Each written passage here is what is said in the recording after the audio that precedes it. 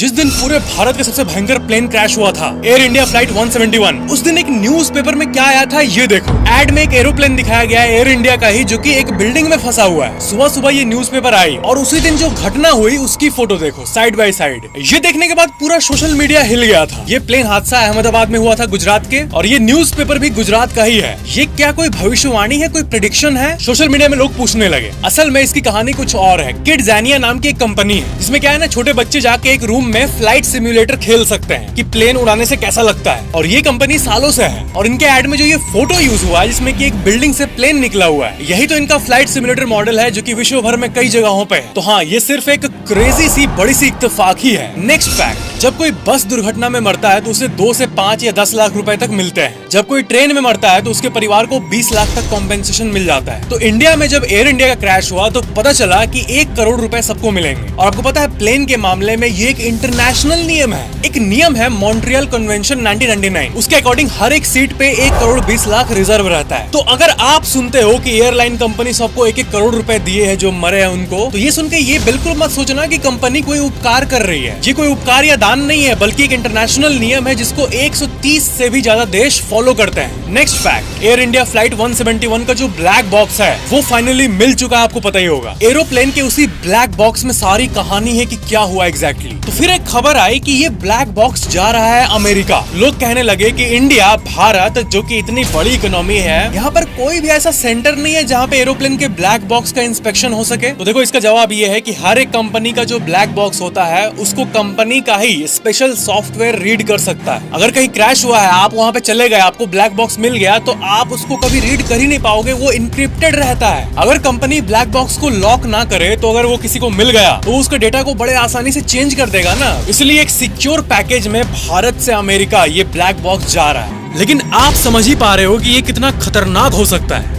लोगों ने ये ऑब्जर्व किया है कि ज्यादातर बोइंग के जो केस होते हैं उसमें अक्सर फ्लाइट कंपनीज को दोषी नहीं पाया जाता है। एक स्टेटमेंट सुनो, लीगली बोइंग कंपनी ने आज तक कभी भी क्रिमिनल कन्विक्शन फेस नहीं किया है। अब ये तो पढ़ के सुनने में ही अपने आप एक शक हो रहा है। नेक्स्ट फैक्ट, ये फैक्ट है इंडिया के मीडिया के बारे में। 270 लोगों में से सिर्फ एक इंसान बचा था एयर इंडिया फ्लाइट क्रैश में। अब वो हॉस्पिटल में है। अब एरोप्लेन क्रैश का ट्रॉमा ऐसा होता है कि अगर वो किसी के साथ हो गया तो महीनों तक दिमाग सुन रहता है। अब इस कंडीशन में मीडिया क्या कर रही थी वो बेहद शर्मनाक था। उस व्यक्ति के एकदम मुंह के पास माइक घुसेड़ रही थी। बोल बोल बोल, क्या, कैसे कैसे तू आ गया है, बोल बोल बोल, वो कैसे हो गया? भाई, ये बिल्कुल नहीं होना चाहिए। सेंसिटिव से सेंसिटिव चीज को जो मीडिया है वो मजाक बना देती है। एक बंदा एरोप्लेन क्रैश से बच के आया है, वो ठीक से आराम भी नहीं कर पाया इंडिया में मीडिया के चलते। लाइक सब्सक्राइब जरूर करना।